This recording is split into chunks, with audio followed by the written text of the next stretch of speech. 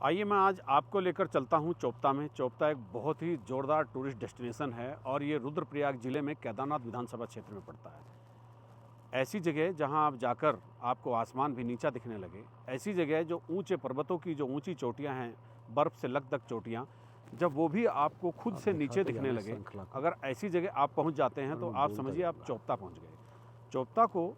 जब तक इधर उत्तराखंड का स्विट्ज़रलैंड भी कहा जाता है। एक बहुत ही खूबसूरत जगह, खूबसूरत वादियाँ, बहुत ही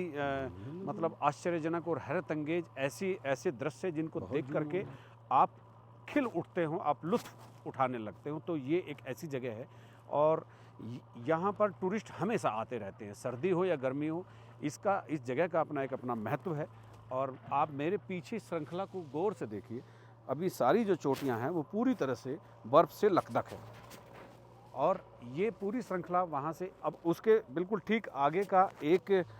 पहाड़ जो है वो बिल्कुल सूखा है और उस पर वनस्पति भी नहीं है, लेकिन उसके बिल्कुल ठीक पीछे की तरफ ये जो पहाड़ है ये दिखाता है कि यहाँ पर बर्फ़बारी अभी भी हो रही है, लेकिन उतनी नहीं हो रही है जो नीचे घने जंगल में आ सके। अब इसकी पूरी श्रृंखला को आप देखिए और इस श्रृंखला में देखिए कितनी खूबसूरत चोटियाँ बर्फ़ से ढकी हुई हैं और इन्हीं सब चीज़ों को देखने के लिए यहाँ पर टूरिस्ट आते हैं, पर्यटक आते हैं। लोकल लोगों को यहाँ इससे रोज़गार भी मिलता है, दुकानें हैं। हाँ, ये चूँकि कस्तूरी मृग अभयारण्य का एक आरक्षित क्षेत्र है, रिजर्व क्षेत्र है, तो यहाँ पक्का निर्माण नहीं कर सकते, लेकिन आप यहाँ की खूबसूरत वादियों का लुत्फ़ उठाते हुए आप दूर तक चले जाइए। आपको जहाँ तक आपकी नज़र जाएगी और देखिए जहाँ इस कैमरे से देखिए आप इस समय कि आप जो सामने वाली जो चोटियाँ देख रहे हैं पर्वतों की, तो आप उनसे ऊंचे खड़े हैं, मतलब उनसे भी ऊपर है। इसीलिए मैंने जैसे शुरू में कहा कि जब आप ऐसी जगह चले जाएं जहां पर्वतों की चोटियां आपसे नीचे आ जाएं, आपको लगे कि आसमान उन पर्वतों की चोटियों से मिल रहा है, यानी पर्वतों की चोटियों को और आसमान का मिलन हो रहा है, तो ऐसी जगह आकर के आप जब सोचेंगे कि कहाँ आ गए, तो समझ लीजिएगा आप चोपता आ गए हैं। और वो चोपता वो टूरिस्ट डेस्टिनेशन है जो 12 महीने पर्यटकों को अपनी तरफ आकर्षित करता है। आमदनी का यहाँ के लोगों की बड़ा स्रोत है और कुल मिलाकर ये कहें कि पर्यटन के क्षेत्र में उत्तराखंड में ख़ास तौर पर चोपता का एक बहुत ही ज़बरदस्त प्रभाव है। अब ये इधर चूँकि ये पक्के मकान थे, तो अब पक्के मकान यहाँ पर बिल्कुल पूरी तरह से प्रतिबंधित हो गए हैं और इन मकानों को पूरी तरह तोड़ दिया गया है। उस घने जंगल को भी देखिए, तो ये पूरा घना जंगल जब बर्फ़ पड़ती है तो पूरे बर्फ़ की चोटियों से लकदक हो जाता है। चांदी की चादर की तरह यहाँ पर बर्फ़ बिछ जाती है, बर्फ़बारी होती है और उस समय टूरिस्ट यहाँ बहुत ज़बरदस्त तरीके से अपना टूरिज़्म करने के लिए आते हैं। तो